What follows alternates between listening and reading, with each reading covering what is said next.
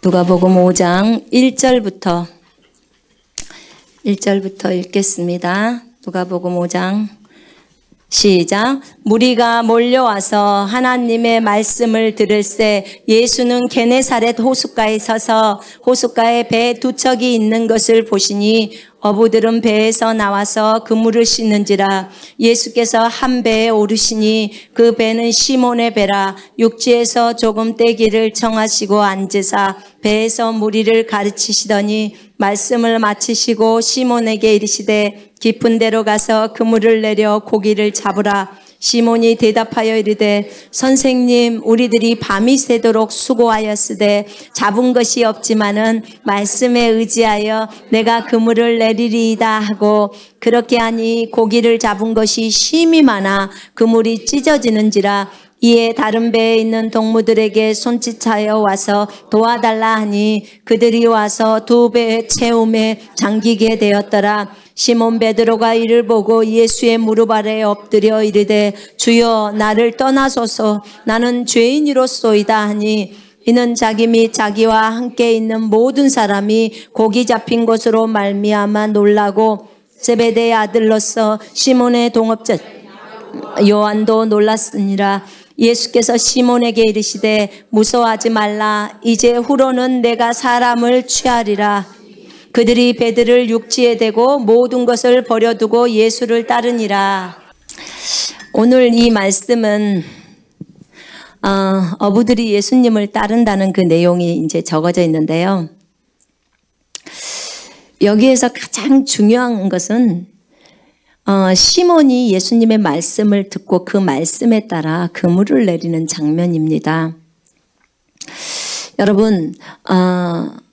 여러분은 이 설날 어떻게 보내셨습니까? 어떤 사람은 열심히 가족들을 섬기고, 어떤 사람은 또 기도원 같은 데 가서 보내기도 하고요. 어떤 사람은 하나님을 경배하거나 또 금식하거나 이러면서 보내기도 하고, 참 각양각색으로 많이 보냈을 것입니다. 가장 중요한 것은 주님하고 잘 보내면 되는 것입니다. 아멘. 예. 자, 그리스도인들 가운데 이렇게 얘기하시는 분들이 있습니다. 저도 예전에 이런 얘기는 했습니다. 우리는 아무것도 할 수 없는 존재입니다. 그리고 그러기 때문에 아무것도 하지 말아야 합니다. 여러분, 이 말은 우리가 사실은 자기 부인이라는 이것을 배워갈 때 많이 듣는, 설교 가운데서 많이 듣는 내용들이에요. 근데 이 부분에 있어서 조금 함정이 있어요. 우리는 아무것도 할 수 없는 존재다. 그러니까 해서도 안 된다. 아무것도 하지 마라. 할 수 없다. 이런 말들을 이제 들어왔을 거예요. 그런데 여기서 우리가 이 말과 나는 그리스도 안에서 모든 것을 할 수 있다는 이 말의 차이를 분명하게 여러분이 아셔야 합니다. 그래야 여러분이 균형을 잡을 수가 있어요. 여기서도 지금 균형이 빠진 거거든요. 그런데 무엇이 문제냐면 우리는 아무것도 할 수 없는 존재고 그러니까 아무것도 하지 마라, 이 부분은요, 네가 육신적으로 하는 것을 멈춰라, 이 말이에요. 지금 육신적으로 하는 것을 멈추라는 거지, 네가 하나님에 대해서 살아있다, 이것까지도 너는 죽었다, 이 말이 아니다, 그 말입니다. 자, 여러분, 우리 알죠? 우리는 죄에 대해서 죽은 자입니다.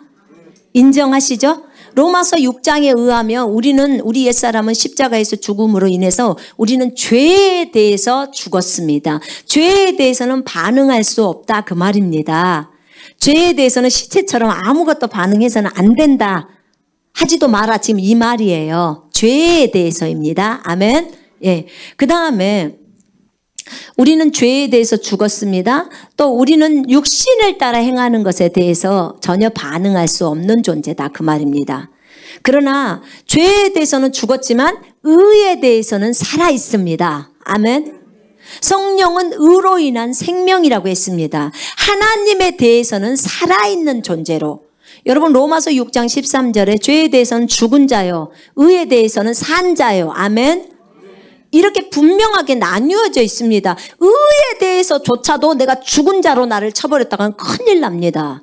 왜냐하면 우리는 그 다음에 하나님 이 부분에 있어서는 살아있는 존재로 활동해야 되는 것이기 때문에 그렇습니다.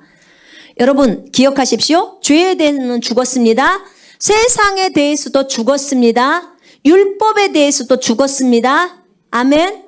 이 부분은 성경에 명백하게 나와 있기 때문에 그래요. 로마서 7장에 너희는 율법에 대해서 죽었다고 나와요. 율법에 대해서 죽은 자는 율법을 지킬 수가 없습니다. 율법에 대해서 우리 죽었습니다. 아멘. 자, 죄에 대해서 죽었습니다. 그러니까 죄하고 나하고는 아무 상관이 없다는 거예요. 죄를 어떤 마귀가 나를 이렇게 꼬여서 그 다음에 죄를 짓게 만들려고 할 때 딱 멈추시라 그 말이에요. 나는 죽었지 라는 것을 인식하라 그 말입니다. 자, 율법에 대해서도 똑같습니다. 우리도 율법에 대해서 죽었다고 로마서 7장 4절이 얘기하고 있습니다. 죽은 것을 죽었다고 말하는 것입니다. 아멘. 아멘. 자, 그럼 우리가 무엇에 대해서 살았을까요? 하나님에 대해서는 살아있다고 로마서 6장 13절이 얘기하고 있어요. 우리는 하나님에 대해서 살아있는 존재입니다. 아멘. 하나님이 뭐라고 말씀하시면 거기에 반응을 해야 될 존재다 그 말입니다. 아멘. 그 다음에 의에 대해서 살아있다라. 의는 옳은 거예요. 옳은 거. 하나님의 옳음. 그래서 의에 대해서는 반응을 해야 합니다. 아멘. 의를 얘기해도 나는 죽은 자야 이러고 있으면 큰일 납니다. 하나님에 대해서는 우리는 반응을 하면서 나아가야 될 존재입니다. 자, 육신적으로 하지 마라. 육신을 따라 하지 마라. 다 똑같은 말이에요. 여러분. 여기 오늘 이 본문에는 굉장히 중요한 말이 나옵니다. 예수님께서 이제 시몬의 배, 베드로의 배에 올라타셨습니다. 사람들이 너무 많이 몰려오니까 베드로의 배에 올라타시면서 배를 여기 육지에서 조금만 띄워줘. 사람들이 계속 만지고 주님을 만지려고 하니까 치유를 받으려고 만지려고 하니까 배에 타시고 조금 배를 띄워달라고 하는 거예요. 사람들이 못 만지게. 그래야 말씀을 계속 나눌 수가 있잖아요. 그래서 이제 말씀을 나눕니다. 말씀을 다 나누고 나서 이제 베드로에게 뭐라 하냐면 깊은 데로 가서 그물을 내려라 이렇게 말합니다. 깊은 데. 여러분 고기잡이가 여기 계시다면 어부가 계신다면 고기는 깊은 데가 많이 있구나 이렇게 보시면 되겠습니다. 깊은 데로 가서 그물을 내리라고 하는 거예요. 그래서 깊은 데로 가서 그물을 내리라고 하니까 이 베드로가 하는 말. 베드로가 고기 전문가입니다. 여러분. 고기 전문가, 어부 전문가라고요. 그러면 어부로 잔뼈가 만약에 30년이 지났다고 생각해 봅시다. 어부 생활 30년이면 전문가예요. 여러분. 농부 30년이면 전문가듯이. 그러면 자기가 지금 고기잡이 전문가예요. 그런데 뭐라고 하냐면 선생님, 랍비요. 우리들이 밤이 새도록 수고하였습니다. 밤새 내내 고기잡이 했는데 한 마리도 못 잡았다는 거예요, 지금. 고기 전문가가 한 마리를 못 잡았대요, 여러분. 자, 이런 상황 속입니다. 한 마리도 잡지 못했지만 주님이 깊은 데로 가서 그물을 내리라고 했으니까 내가 깊은 데로 가겠습니다. 주님이 그렇게 말씀했기 때문에 내가 그 말씀에 따라 그대로 행동하겠습니다. 라고 말씀을 하고 있는 거예요. 지금.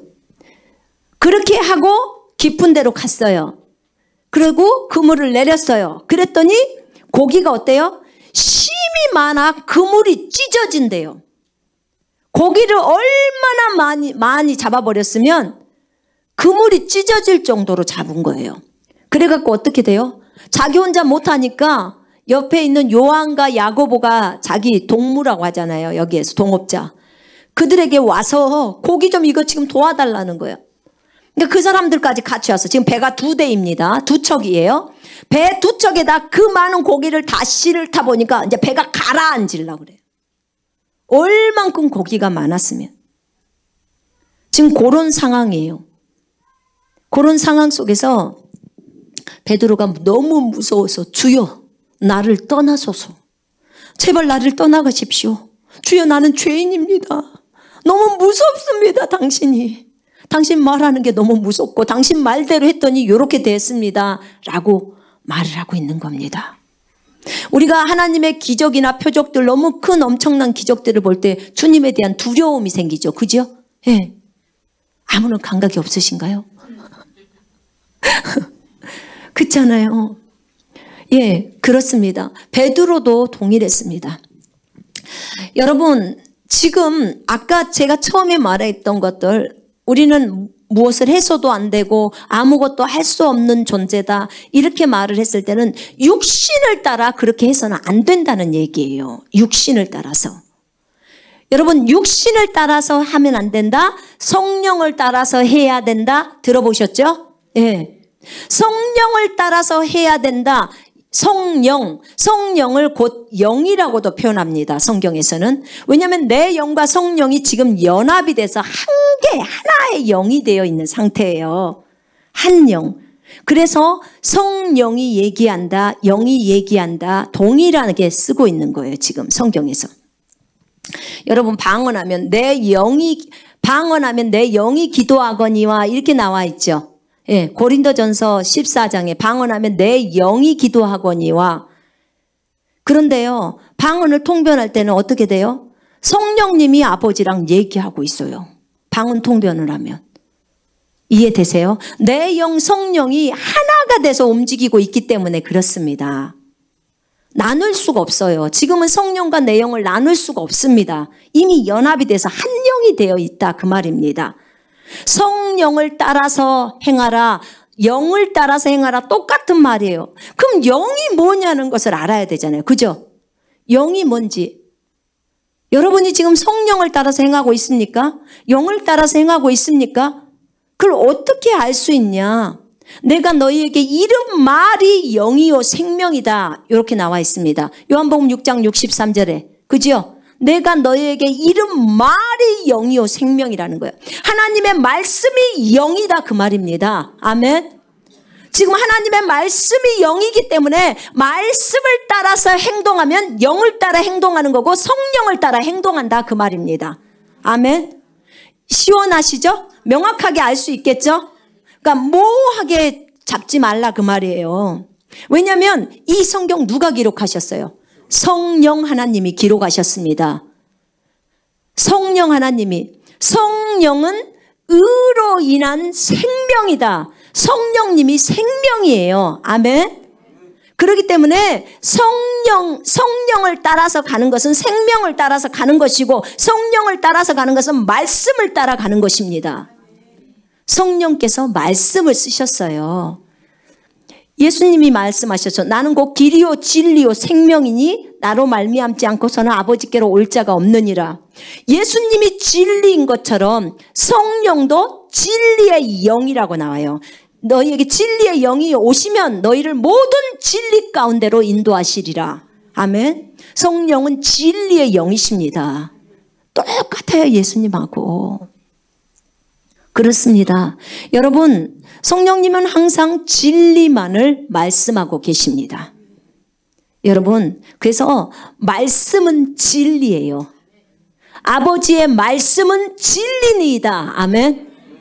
예, 아버지의 말씀이 진리입니다. 그래서 이 말씀을 따라간다는 것은 성령을 따라간다는 그 말입니다.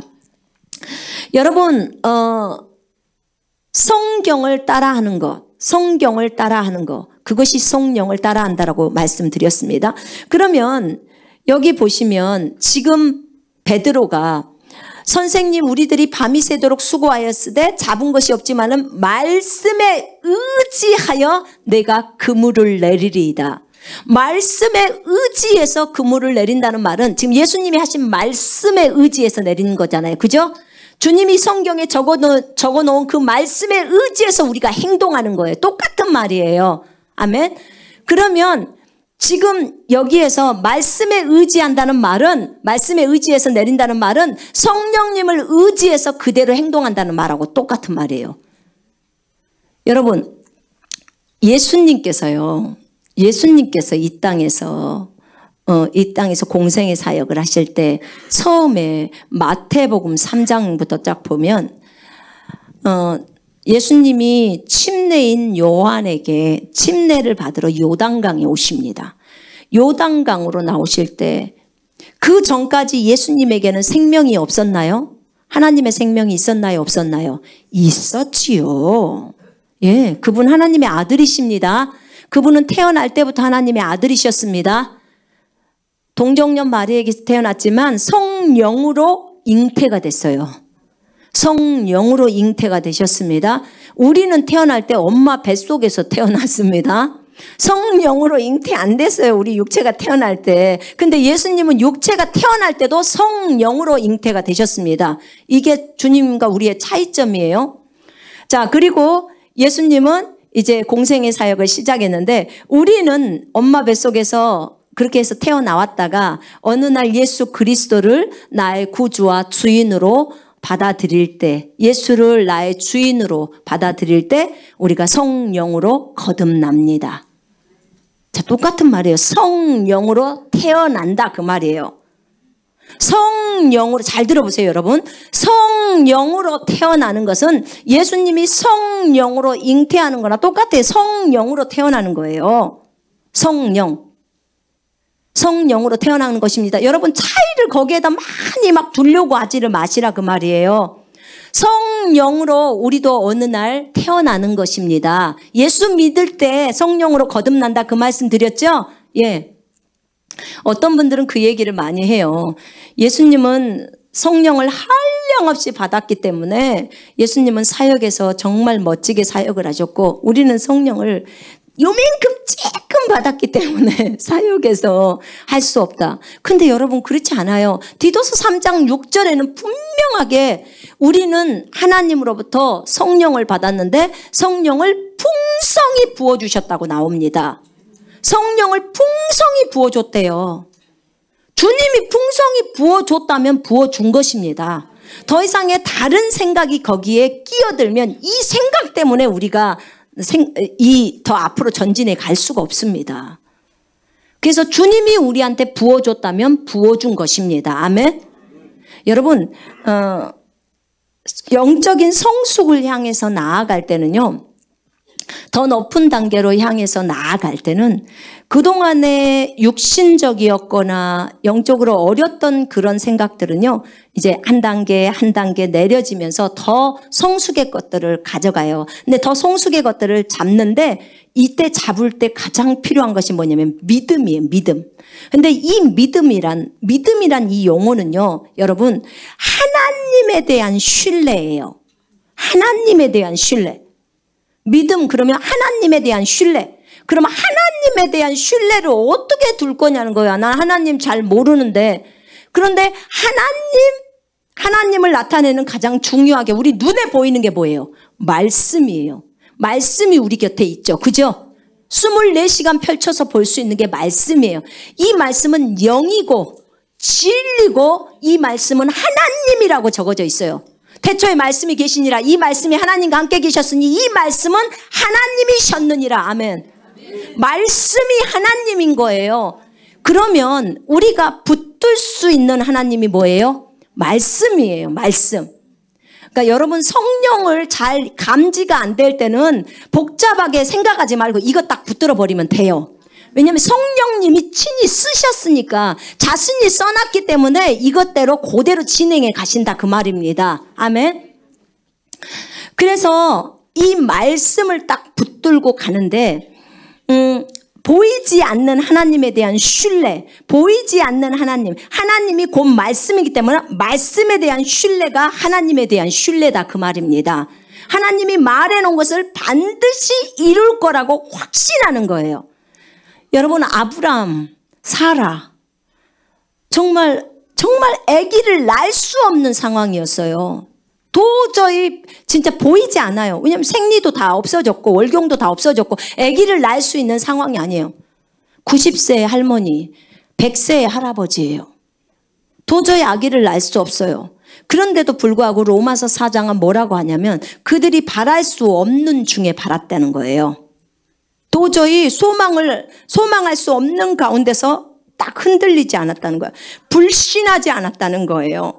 그들은 의심하지도 않았다는 거예요. 하나님에 대한 온전한 신뢰가 있었던 거예요. 그걸 확신 이렇게 표현합니다. 확신. 여러분, 그래서 하나님이 여러분에게 무엇라고 말씀하시는지 그 말씀만 딱 붙들으라 그 말이에요. 그리고 거기에 대해서 좌로나 우로 치우치지 말고 요동하지도 말고 하나님 말씀하신 것은 그대로 이루실 것을 믿습니다 하고 있는 거예요. 여러분, 그냥 우리가 믿습니다 이렇게 말한다고 믿나요? 그건 아니잖아요. 그죠? 결국은 하나님에 대한 신뢰, 이 하나님의 말씀에 대한 신뢰예요. 근데 우리가 주님을 안다는 것은요, 우리가 삶 속에서 실제 삶에서 하나님을 경험하는 삶을 살아요. 우리가 이 말씀을 딱 붙들고 삶을 살았는데 이 말씀이 이루어지는 것을 보면서 어떻게 돼요? 한 단계 더 믿음이 업이 되는 거예요. 올라가는 거죠.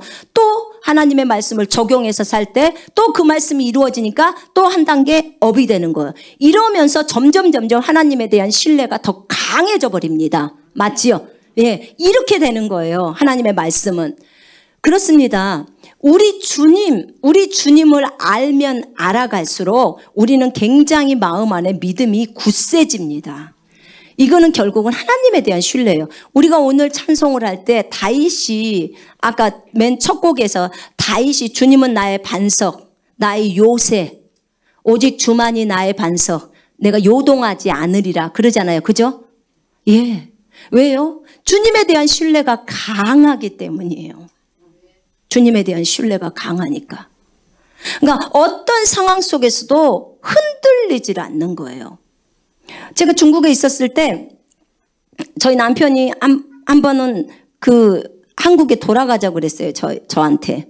왜냐하면 사역에서 이제 다른 젊은 청년들이 막 떠나버리고 이러니까 이제 사역에 대한 실망이 온 거예요. 그래서 가자고, 한국으로 돌아가자고 그러더라고. 다 철수하고 한국으로 가재요. 그래서 제가 그랬어요. 나는 안 가요. 전 안 갑니다. 가고 싶으면 당신은 혼자 가세요. 애들도 데리고 가지 말고 가만히 혼자 가세요. 전 안 갑니다. 왜 안 가네? 주님이 가라고 안 했어요. 제가 요동을 안 하는 거예요. 왜요? 하나님에 대한 신뢰가 강하기 때문에 그래요. 주님은 지금까지 우리를 인도해 오셨고 지금 여기까지 한 단계 한 단계 인도해 오셨다는 거예요. 그리고 날마다 그 주님이 나랑 동행하시고 날마다 나와 교제하시고 나에게 말씀하시고 진행해 가고 계시는 거예요. 근데 내가 왜 움직입니까? 그분이 나에게 떠나라고 안 했는데. 이것에 대한 신뢰가 강하기 때문에 가만히 있는 거예요. 가고 싶으면 혼자 가세요. 그러니 남편이 어떻게 혼자 갑니까? 그럼 머물러 있는 거죠. 머물면서 다시 하나님 앞에 기도하는 거죠. 그랬더니 하나님이 사역을 엄청나게 부흥시켜 버린 거예요. 여러분, 이것은 하나님에 대한 신뢰예요. 그분이 누군지를 알아야 합니다. 그분이 어떤 분이시고 그분이 어떻게 나를 인도해 오셨는지를 여러분이 분명히 삶 속에서 배워야 합니다. 알아야 해요. 이 성경에 있는 하나님이 실제 삶에서 나의 하나님, 여러분의 하나님이 되어야 한다 그 말입니다. 아브라함의 하나님이 아브라함의 하나님에서 끝나면 안 돼요. 반드시 이삭에게 나타나셔서 이삭의 하나님이 돼야지만이 이삭이 그곳에서 하나님을 경험할 수 있는 것입니다. 정말 여러분의 삶 가운데 여러분의 하나님이 진짜 여러분의 자녀의 하나님이 되시기 위해서는 자녀에게 나타나셔야 돼요. 그리고 실제적으로 그 자녀를 인도해 가셔야 합니다. 그래야 그 자녀가 온전히 주님을 신뢰하면서 나갈 수 있어요. 제가 저희 아들이 저한테 뭐 얘기를 하다가 제가 그런 얘기를 했어요. 아들아, 너의 하나님이 나의 하나님이야. 그런데 나도 주님한테 돈 탔었는데 너도 주님한테 돈 타서 써라. 제가 그랬어요. 그러니까 저희가 홍금 바구니를 탁 거기다 손을 얹더니 기도를 탁 하더라고요. 하나님이여 채우소서. 네. 우리는 각자 이렇게 돈 타서 씁니다. 왜냐하면 저의 아이가 하나님을 알기 때문에 하나님으로부터의 공급을 친히 경험해야 돼요. 반드시 경험해야 합니다. 그것이 필요합니다, 여러분. 그것은 저 아이로 하여금 하나님을 알게 하는 굉장히 강력한 힘이 있는 거예요.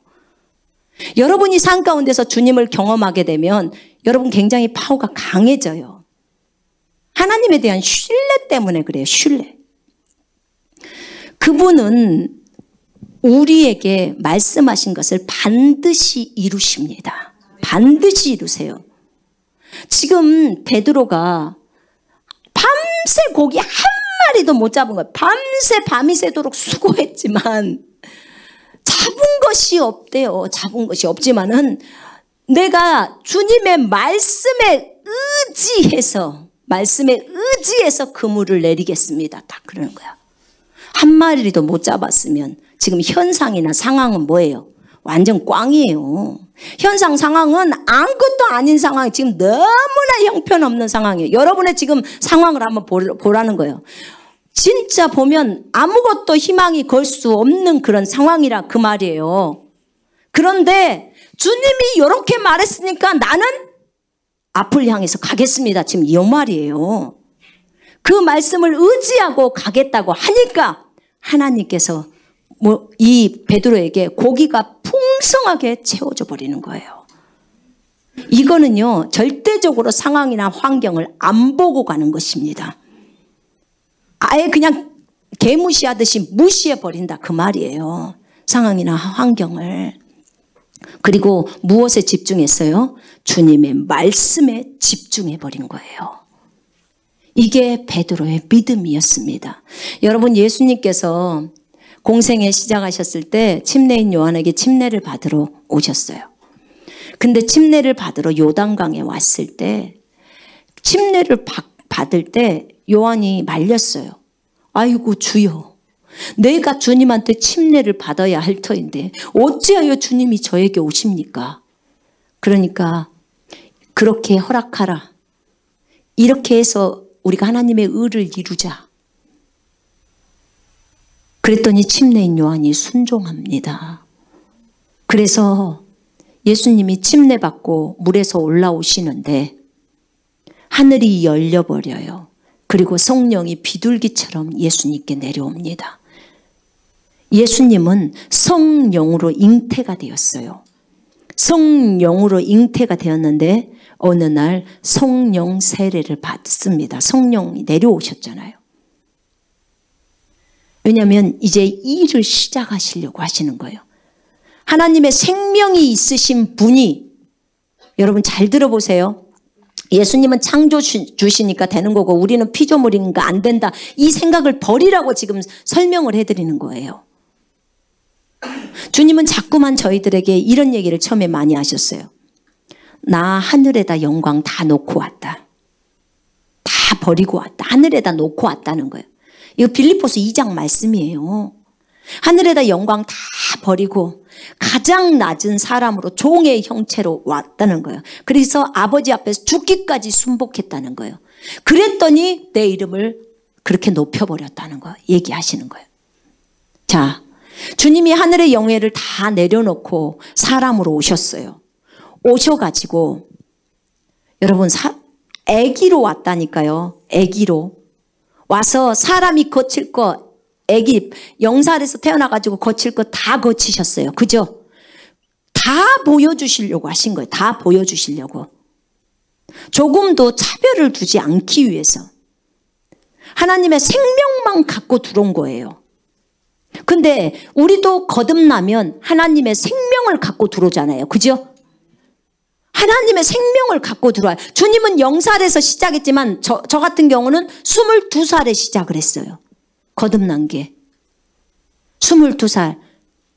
그랬다가 88년도에 제가 거듭났고 96년도에 제가 성령 세례를 받았어요. 성령 세례를 받고 나서 엄청난 변화가 일어났어요. 주님은 0살 때부터 거듭나셨죠. 왜냐하면 본인이 성령으로 잉태가 돼버렸으니까. 그리고는 30세 때 공생애 시작할 때 성령이 내려오셔서 성령 세례를 받으신 거죠. 그리고는 이제 어떻게 되셨습니까? 그리고는 여기 보면 누가복음에 보면요. 4장에 보면 예수께서 성령의 충만함을 입어 요단강에서 돌아오사 성령의 충만함을 입고 요단강에서 돌아온 거예요. 성령의 충만함을 입은 겁니다. 성령 세례를 받고 여러분 잘 보셔야 돼요. 돌아오사 광야에서 40일 동안 성령에게 이끌리셔. 성령에 이끌려서 마귀에게 시험을 당하러 광야로 오시는 거예요.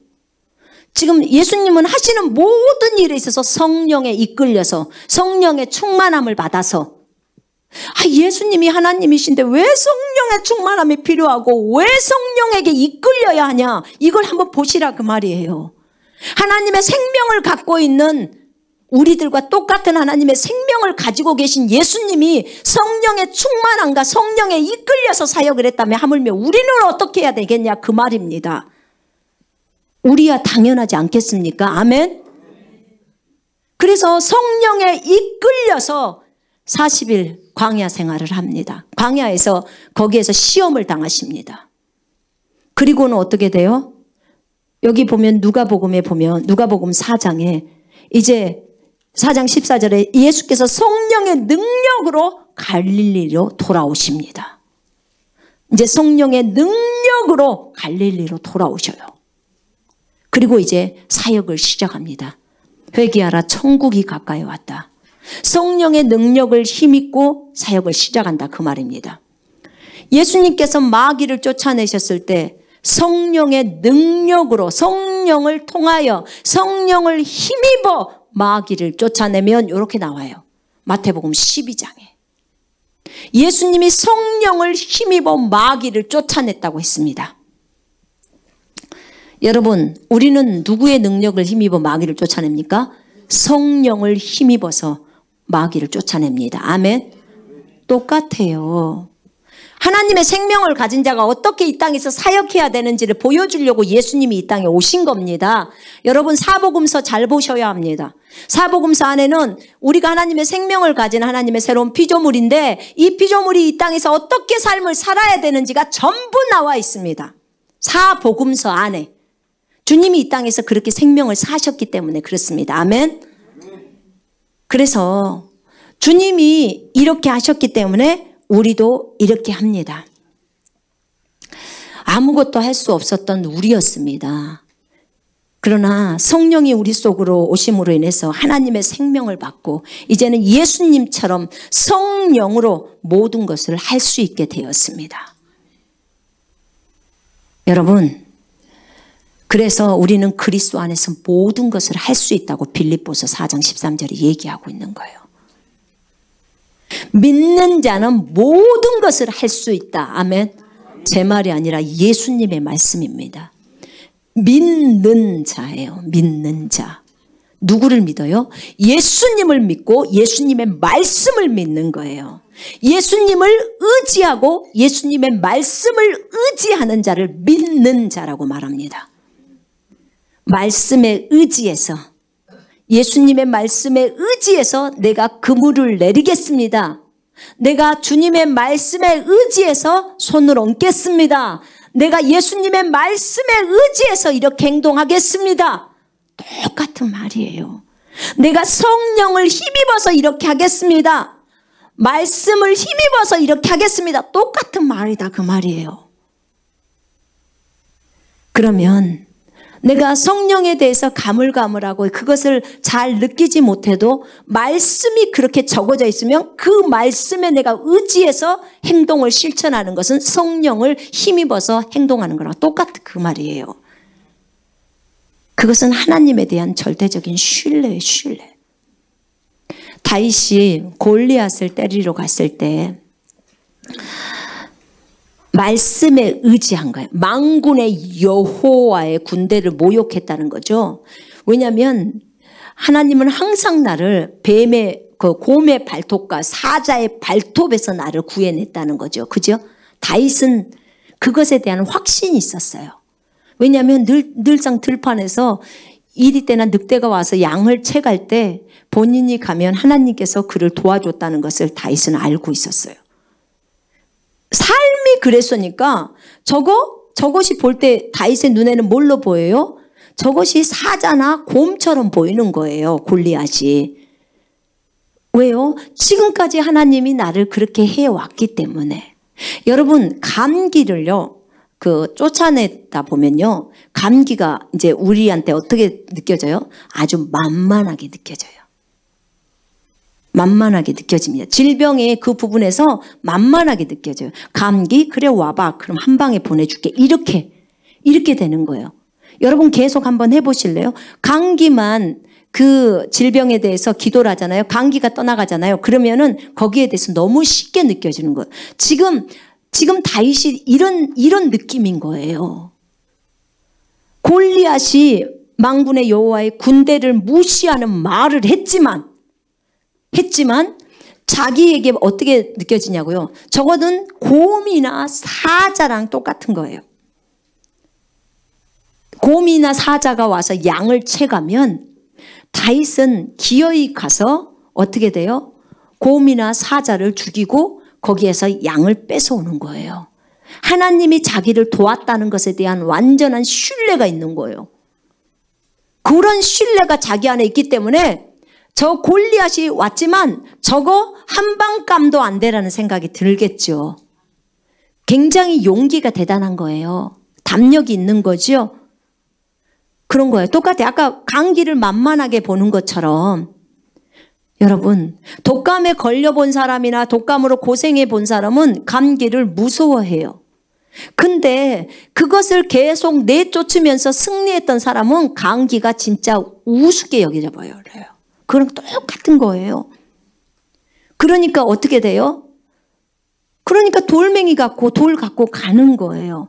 물론 하나님이 도우셨어요. 예수의 이름으로 만군의 여호와 이름으로 나갔기 때문에 하나님이 도우셨지만 그 다윗 안에 하나님의 군대를 모욕한다는 그 거룩한 분노가 일어났던 거예요. 그런 거죠. 여러분 이것은요 주님에 대한 신뢰예요. 다윗이 곰의 발톱과 사자의 발톱에서 나를 건져내신 하나님이 저 할례 받지 않는 저자의 손에서 나를 건져내신다는 거죠. 그것에 대한 신뢰예요. 여러분 어쩔 때 우리가 주님 앞에서 많이 울어요? 여러분 어쩔 때 울어요? 여러분 기도하실 때 울 때 있죠. 하나님 앞에 막 통곡할 때 있잖아요.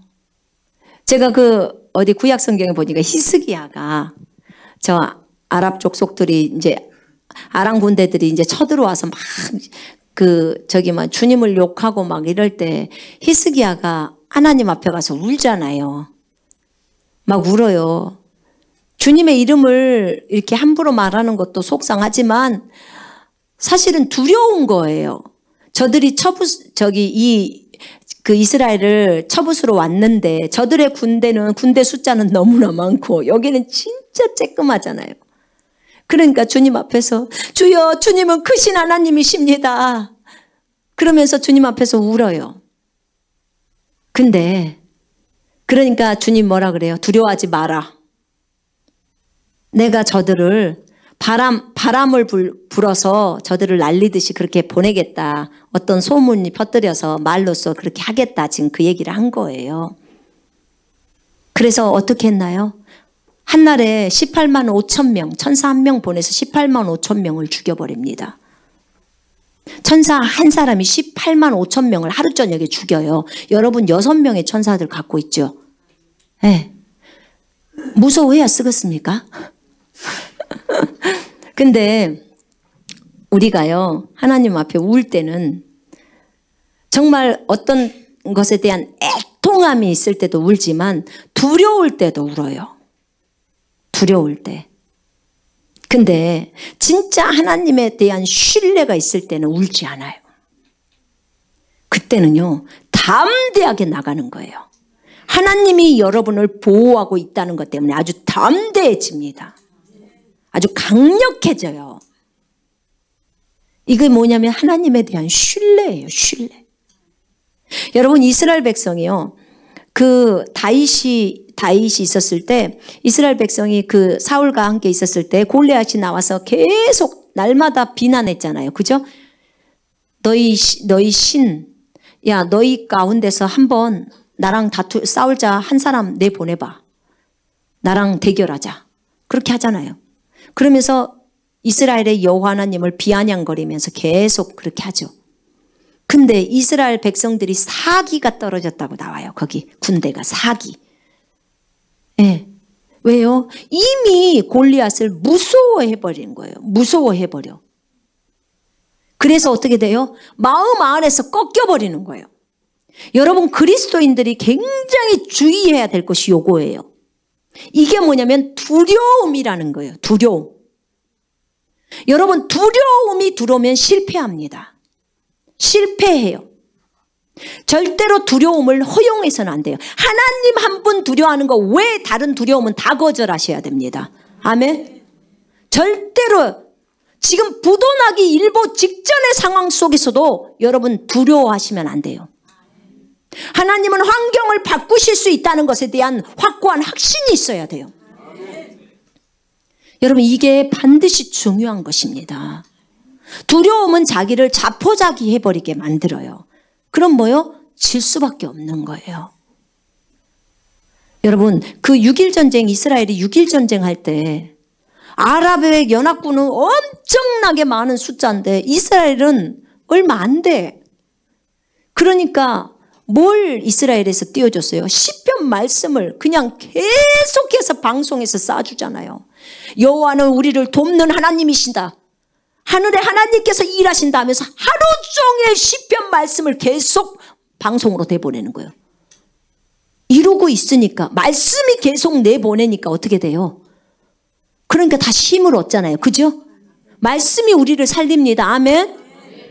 그래서 그 말씀을 붙들고 있으니까 다시 앞을 향해서 나아가는 거예요. 그러니까 어디서 해요? 천사들이 나타나서 하늘에서 다 싸워버리잖아요. 왜요? 믿음의 행동을 했잖아요. 지금 말씀을 듣고 믿음으로 다시 나갔잖아요. 그러니까 주님이 움직이잖아요. 만약에 말씀을 들려줬는데 뒤로 쳐져버리고 했으면요, 안 움직이죠. 믿음이, 왜냐하면 믿음으로 하는 것에 있어서는 이 사람들이 믿음을 발동하고 하나님에 대한 신뢰를 발동하고 나가야 할 때 주님이 일하는 거예요. 우리가 행동을 안 하잖아요. 그럼 주님이 일 안 하세요. 왜냐하면 주님은 우리의 믿음을 보시고 일을 하십니다. 아멘. 그래서 우리가 그 믿음을 놓으면 안 된다 그 말이에요. 근데 믿음을 놓치게 만드는 게 두려움이라는 거예요. 두려움. 베드로가 바다를 걸었는데 걷다가 주님만 보고 그럼 주님에다 꽂혀 있는 거죠. 주의 말씀에 꽂혀 있다. 똑같은 말이에요. 꽂혀 있고 가다가 갑자기 풍랑이 딱 일어나는 것을 보는 거예요. 아, 그럼 방금 전까지는 풍랑이 안 일어나서 똑같이 지금도 풍랑이 일어났었지. 동일한 상황이에요. 예수님만 풍랑이를 걸어왔지. 주여, 당신이시니까 그렇다. 그럼 저한테 오라고 하셔서 와라. 그러니까 바로 물 바깥으로 발을 딛고 걸어서 가는 거예요. 그때 풍랑이 없었습니까? 아, 똑같이 있었단 게요. 지금 있는 상황 속이에요. 있는 상황 속인데 지금 얘가 눈이 어디다 맞춰졌어요? 예수님께 맞춰진 거예요. 주님이 걸어오는 것이 너무 신기하니까 거기에다 초점만 맞춰져 있는 상태예요. 그러니까 풍랑을 지금 거기를 생각을 못하는 상태지. 너무 기적이 크면 여러분이 있는 환경을 지금 생각 못하고 있었다 그 말이에요. 그러다가 이제 자기가 걷다가 갑자기 딱 보니까 풍랑이 일고 있는 거예요. 그러니까 뭐가 들어와? 두려움이 들어온 거예요. 두려움이 들어오니까 밑으로 퐁 빠지는 거죠. 그렇게 된 거예요. 그랬더니 주님이 주여 구원하소서 하니까 딱 잡아주는 거죠. 그러니까 주님이 뭐라 그래요? 이 믿음이 없는 자야 왜 두려워하느냐? 딱 그러잖아요. 왜 두려워하느냐? 두려움은 불신하고 연관되어 있는 거예요. 불신. 하나님에 대한 신뢰가 없는 걸 불신이라고 합니다.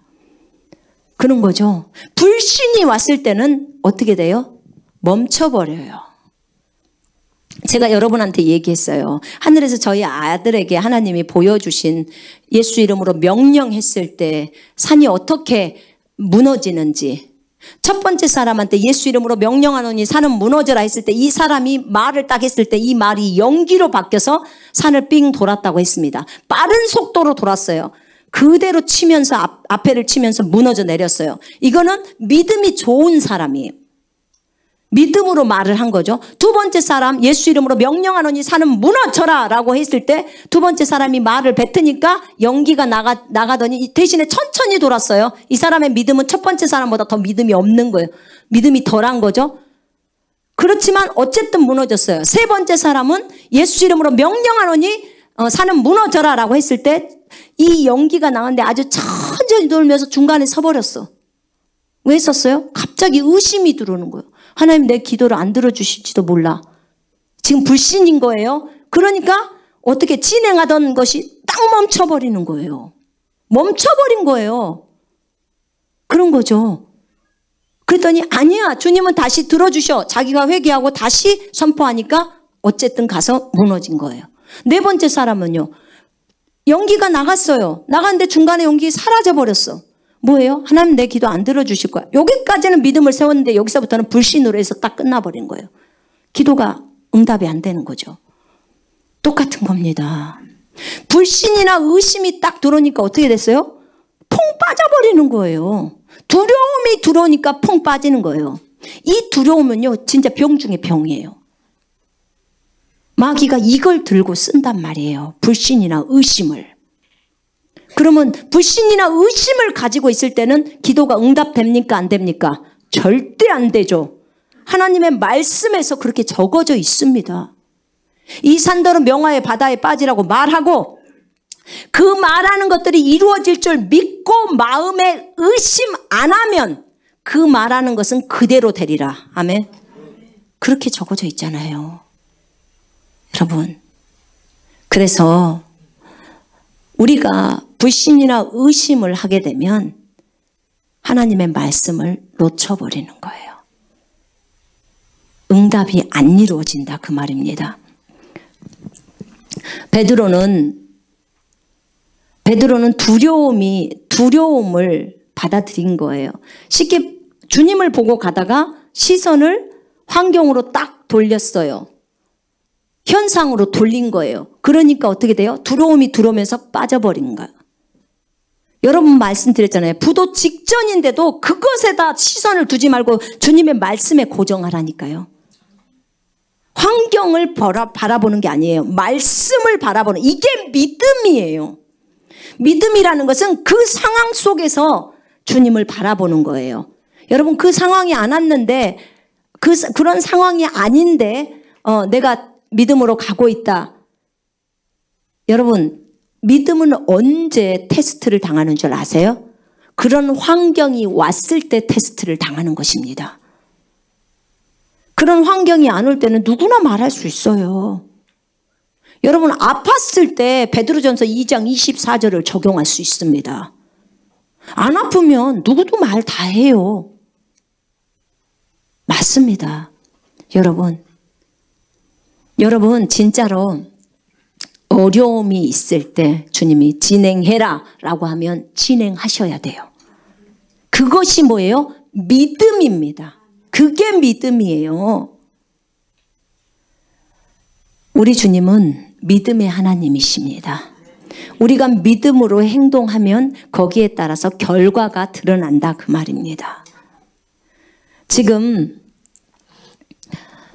이 베드로가 한 마리도 잡지도 못했지만 주님이 말씀하셨기 때문에 오직 말한 거 그거 하나만 믿고 그물을 던진 거예요. 어떤 사람들은 아이고 그러든지 말든지 안 건질랍니다. 밤새 잡으려 했는데 하나도 못 잡았는데 뭐 주님이 고기 전문가도 아니시고 그냥 안 잡을래요. 그랬으면 이런 좋은 결과를 얻지를 못했죠. 근데 얻은 거잖아요. 여러분, 베드로가 물에서 빠졌을 때 주님이 건져줬다고 했잖아요. 건져서 물 위에 다시 섰어요. 그리고 주님하고 같이 걸어서 배 위로 걸어 올라온 거예요. 그가 그 이후에도 또 걸었던 거예요, 물 위를. 그러나 주님과 함께 이제 걸었던 거죠. 거기서 베드로는 굉장히 깊이 인식했을 것입니다. 그냥 사람인 우리도 정말 오로지 주님만을 믿고 간다면 다 되는구나. 주님은 저희한테 얘기하실 때 그런 얘기를 하시더라고. 내가 믿음이라는 것에는 제한을 두지 않았다고 얘기를 하셨어요. 전 사실 이것을 중국에서 배울 때요, 참 주님 앞에서 너무 놀랐어요. 뭐라고 하셨냐면 내 지혜의 한계가 너희 그리스도인들의 지혜의 한계래요. 내 능력의 한계가 너희 능력의 한계다. 내 믿음의 한계가 너희 믿음의 한계고 내 평강의 한계가 너희 평강의 한계다. 내 인내의 한계가 너희들의 인내의 한계다. 그러면서 뭐라고 하시는지 알아요? 나에게 믿음에 대해서 한계가 있느냐? 나에게 능력의 한계가 있느냐? 나에게 사랑의 한계가 있느냐? 라고 물으셨어요. 여러분, 예수님이 한계가 있으십니까? 없으십니다. 예수님의 능력의 한계가 우리의 능력의 한계라면 예수님의 능력이 한계가 없으시기 때문에 우리의 능력이 더 한계가 없다. 지금 그 얘기를 하고 있는 거예요. 이 엄청난 소리를 들을 때 진짜 까무라칠 것 같았어요. 저는 처음에 수용이 안 돼서요. 제가 막 후 걸으면서 방을 왔다 갔다 그랬어요. 주여, 너무 높습니다. 계시가 너무 높습니다. 주여, 도대체 우리를 어디까지 만들어 놓으신 것입니까? 내 생명이 들어간 존재들이기 때문이래요. 하나님의 생명이 들어간 거래요. 너희들이 어떤 존재인지를 알아야 된다는 거죠. 우리를 능력의 한계를 정하시지 않게 만들어놨어. 누구에게? 믿는 자에게. 아멘. 저는요 예수님을 믿고 구원받았는데요 이 말씀은 안 믿어요. 치유에 대해서는 안 믿어요. 그럼 안 믿는 자예요. 여러분, 그 사람은 구원받을 믿음만 있지 치유받을 믿음은 없는 겁니다. 아멘. 그 말씀을 안 믿었잖아요. 아멘. 믿는다는 것은 거기에 적어져 있는 말씀을 믿는 겁니다. 아멘. 이 굉장히 중요합니다, 여러분. 나는 구원받을 믿음이 있는데요 베드로전서 2장 24절을 안 믿어요. 그럼 그분은 치유 못 받아요. 그 말씀을 갖고 치유는 못 받는다, 그 말입니다. 그럼 어떤 사람이 더 많은 내용의 것들을 더 많이 받을까요? 성경 전체를 다 믿어버린 사람이겠죠. 아멘. 그래서 모든 로고스가 레마가 되는 단계가 굉장히 높은 단계라고 하는 거예요. 모든 로고스의 말씀이 내 가슴으로 다 들어와 버리는 거예요. 레마라는 것은 다 받아들인다는 거죠. 그렇습니다. 여러분, 주님의 능력의 한계가 없기 때문에 우리에게도 능력의 한계가 없는 거예요. 왜요? 그 주님이 우리 속에, 여러분 속에 들어와 계시잖아요. 그래서 능력의 한계가 없다고 말씀하셨어요. 주님의 사랑의 한계 없대요. 그러면 여러분에게 있어서도 사랑에는 한계가 없는 거래요. 근데 그럼 주님 왜 우리 안에서 우리가 사랑의 행동을 못 할까요? 하기 싫으니까래요. 하기 싫으니까. 더 이상 너 아니라는 거예요. 더 이상 너 아니라고 말씀하셨어요. 너 십자가에서 죽었잖아. 나만 있잖아. 하나님에 대해서 반응하는 너만 살아있어. 하나님께 대해서만 반응하는 나, 그것만 살아있습니다. 아멘. 여러분, 죄에 대해서는 죽었다니까요. 그러면 하나님께 대해서 반응하는 나, 여러분, 의에 대해서만 반응하는 여러분만 살아있다는 거예요. 그렇기 때문에 얼마든지 사랑을 표현할 수 있고 얼마든지 믿음을 갈 수 있고 얼마든지 능력으로 갈 수 있고 다 갈 수 있다는 거예요. 그런 거죠. 여러분, 우리 주님이요, 우리를 통해서 자기를 드러내시기를 기뻐하세요. 그리고 우리 주님은 그렇게 표현되기를 원하십니다. 여러분을 통해서 예수가 드러나기를 원하세요. 그러지 않고 주님이 직접 드러나시려면 진작 드러나셨죠. 근데 왜 굳이 우리를 통해서만 이렇게 하시려고 하시는지, 이것이 주님의 계획이었습니다. 그런 거죠. 우리를 통해서 예수 그리스도를 드러내려고 하는 거. 이게 하나님의 계획이에요. 근데 우리가 표현해내는 예수 그리스도는 얼마나 작습니까? 내 자신도 너무나 부끄럽습니다. 주님이 우리에게 알려주신 계시는 거의 대부분이 많이 알려주셨어요. 대부분의 것들을 다 알려주셨어요. 우리가 실행하는 부분에서 부족한 것입니다. 그러나 계속해서 진행해 가야 합니다. 넘어져도 다시 일어나야 합니다. 뒤로 물러서서는 안 됩니다. 절대 믿음은 뒤로 물러서는 게 아니에요. 히브리서에 보면 우리가 뒤로 물러서면 주님이 안 기뻐하신다고 나와 있어요. 믿음의 사람들을 보십시오. 뒤로 물러섰습니까? 안 물러섰어요. 절대로 안 물러섰어요. 앞을 향해서만 전진해 갔습니다. 여러분, 바울이 뒤로 물러섰습니까? 아니요. 앞을 향해 표대를 향해서 나아갔습니다.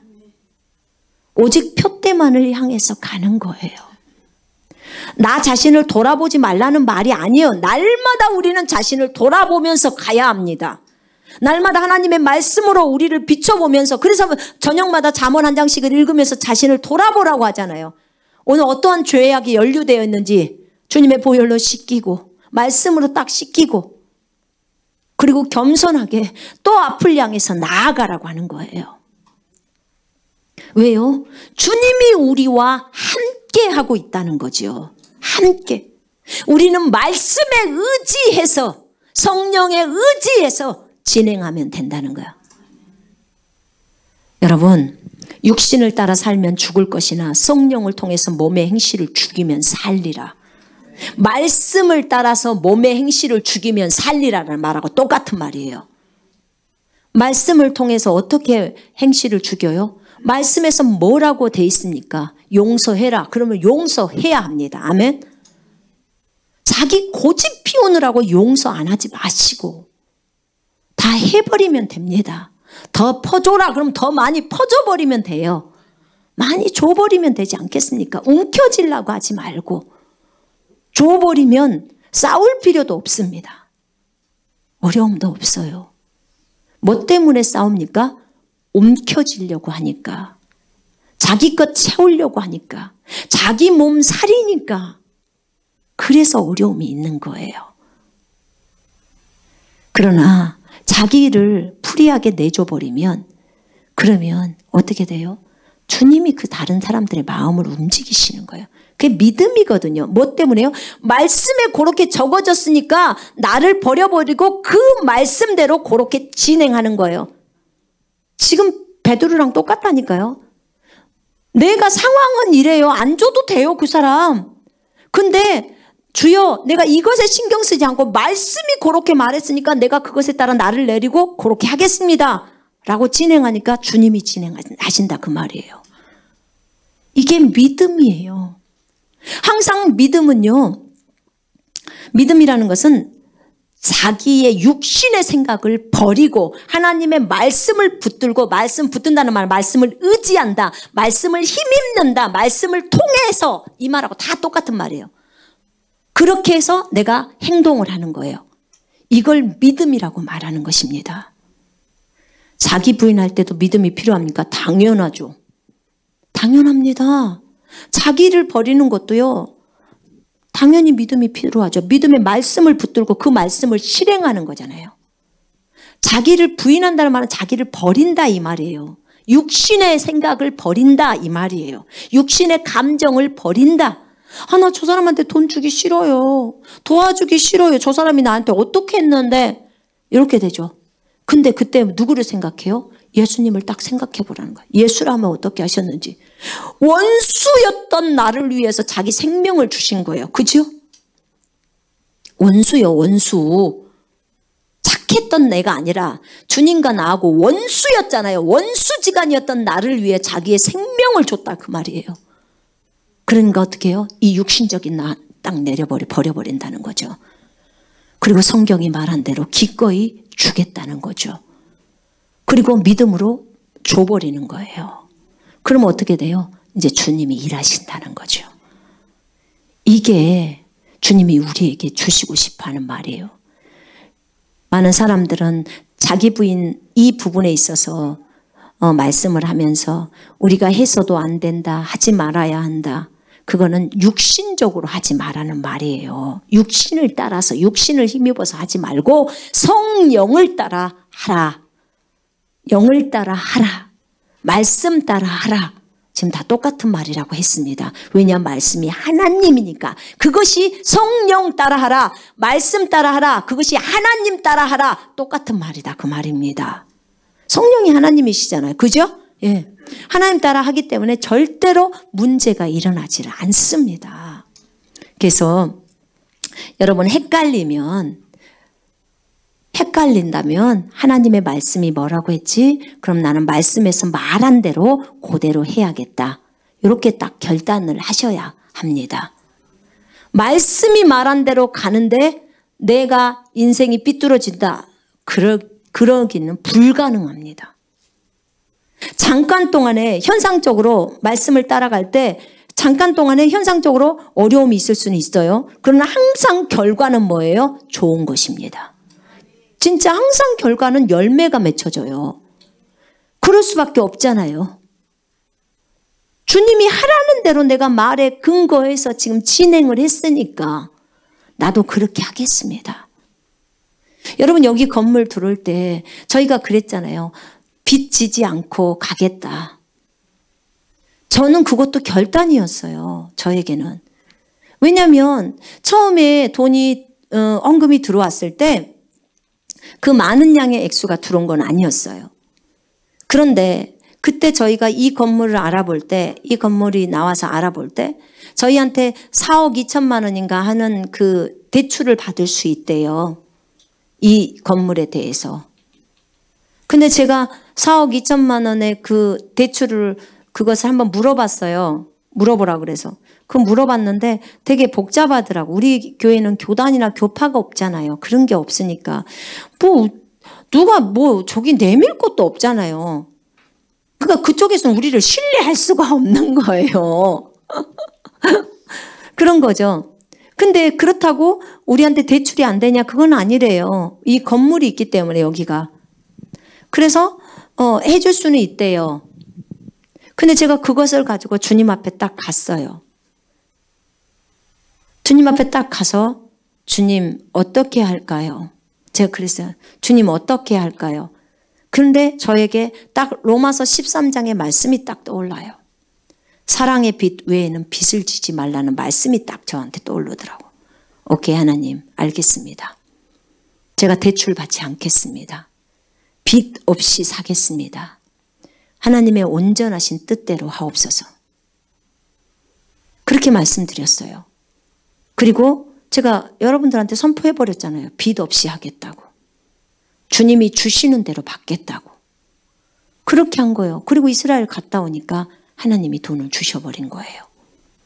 그래서 진짜 빚 하나 없이 산 거예요.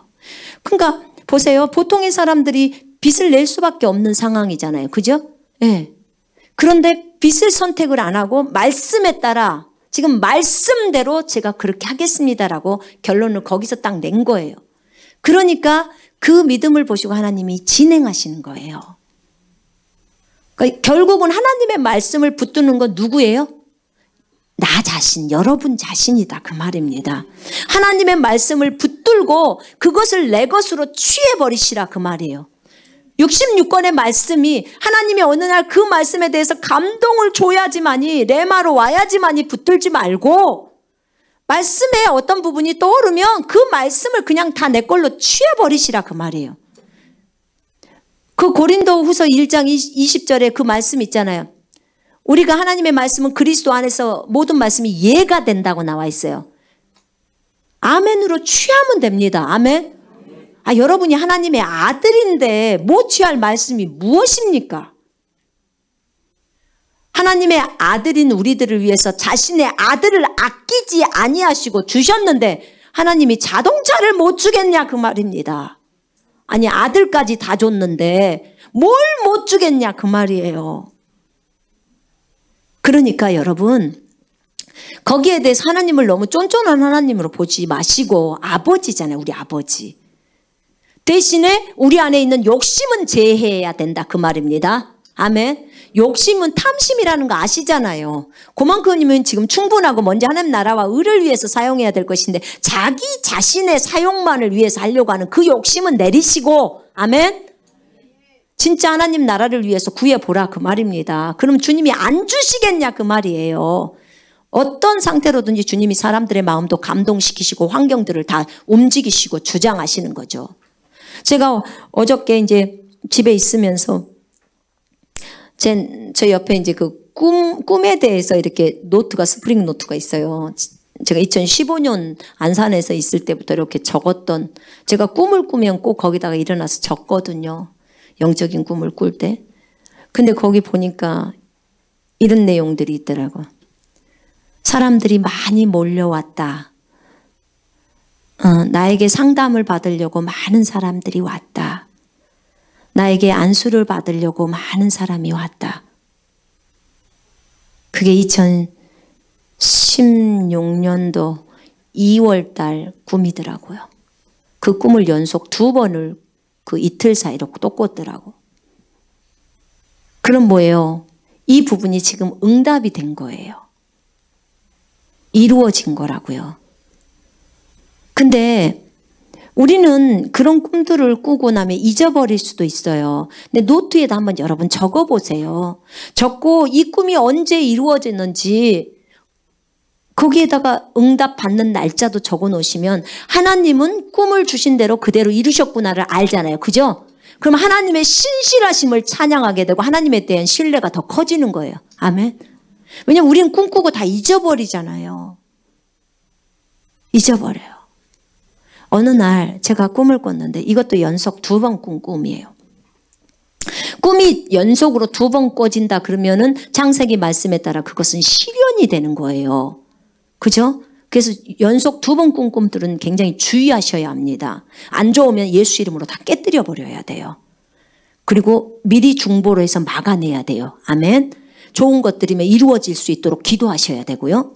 근데 제가 2번을 꿈을 꿨는데 애였어. 분명히 애였어요.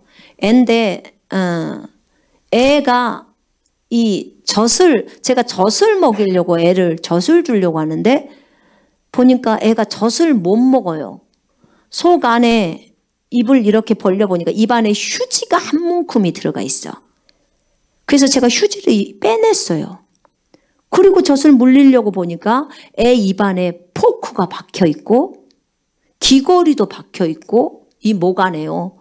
그 다음에 그 숟가락도 박혀 있고 이게 진짜 말이 안 되는데 제가 꿈속에서 박혀 있는 거예요. 그래서 하나씩 제가 빼주는 거예요. 다 빼고 또 젖을 물리는 거예요. 그리고는 그 이틀 후에 또 꿈을 꿨는데 이런 종류의 꿈이 또 꾸어지는 거예요.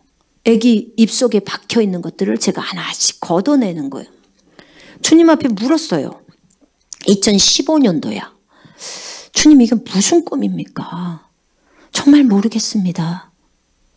도대체 왜 어린아이들에게 이런 포크가 박히고 이런 것이 박혀 있는데 왜 부모는 이것을 모르고 이것을 빼내주지 않고 이 아이가 지금 제 아이가 아니에요. 제가 낳았던 아이가 아닌데 제가 젖을 주려고 이렇게 하더라고. 젖을 준다는 것은 말씀의 젖을 준다는 의미예요. 그게.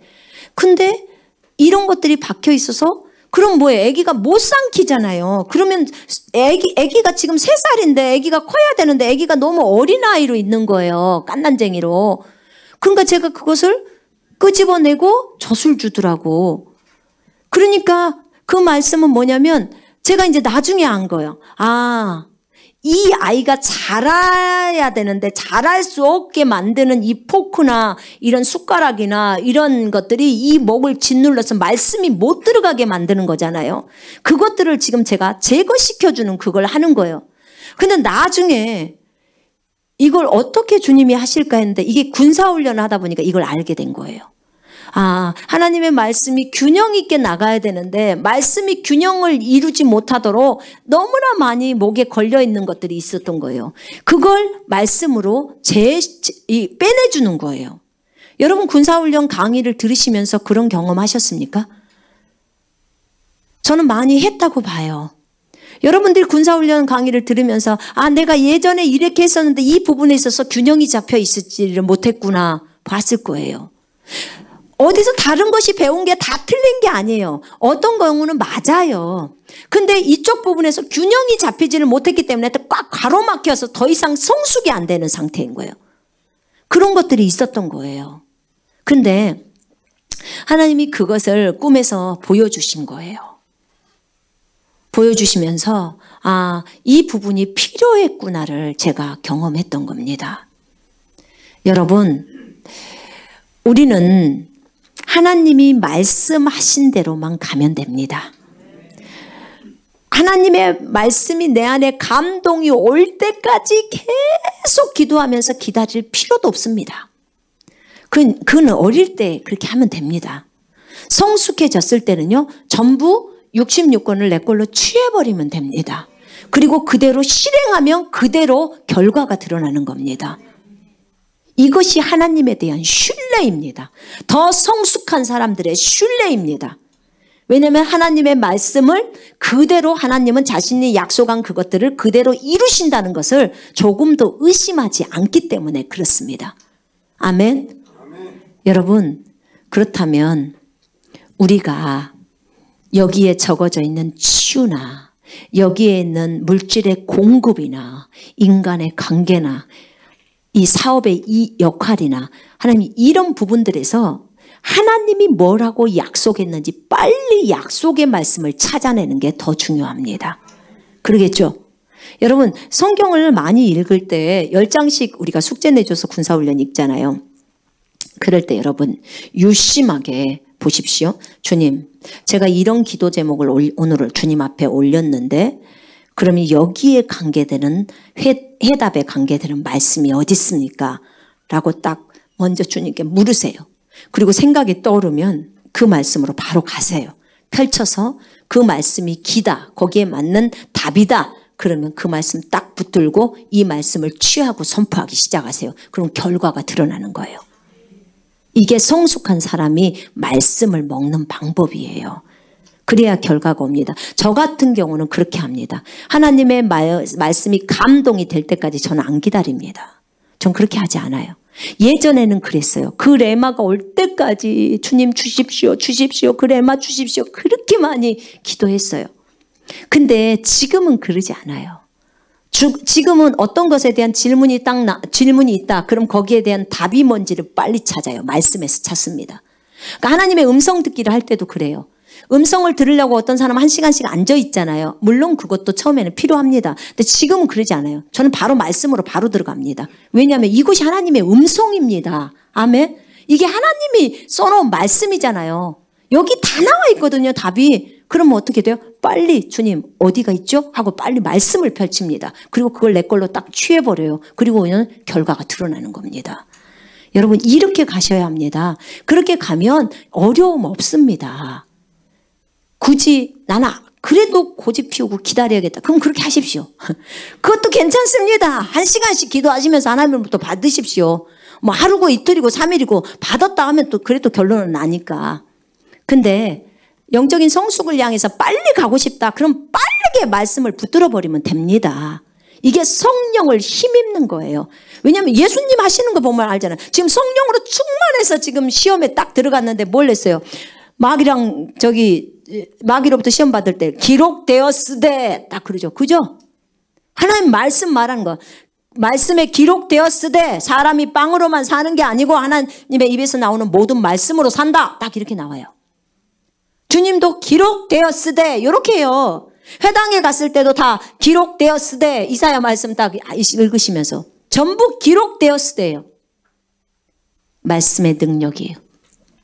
제가 음성 듣기를 해보니까요. 음성 듣기의 마지막에 그 결정적인 꼬린 있잖아요. 꼬린. 그 꼬린으로 이번 주에 제가 묵상을 하면서 꼬린으로 가는 데는 결국은 뭐냐면 성경으로 돌아가는 거예요. 성경으로 돌아가는 거. 그것이 최종적인 답이에요. 왜냐하면 예수님도 그렇게 했기 때문에 그래요. 그 하나님이신 분이 기록되었을 때를 묻으러 오겠어요.